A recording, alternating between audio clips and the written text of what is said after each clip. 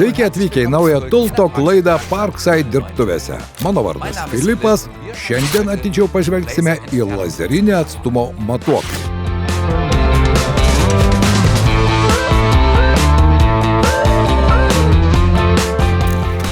Su lazerinio atstumo matuokliu gali labai lengvai išmatuoti skirtingus atstumus ar nuotolius. Prietaisas siūlo 5 matavimo metodus. Atstumo matavimas, aukščio matavimas, matavimo ratas, matavimo juosta ir kryžminių linijų projekcija. Pažvelkime į įrenginį ir jo funkciją šiek tiek atidžiau. Norėdamas greitai ir tiksliai išmatuoti atstumą tarp dviejų taškų, naudok lazerinį atstumo matuoklį.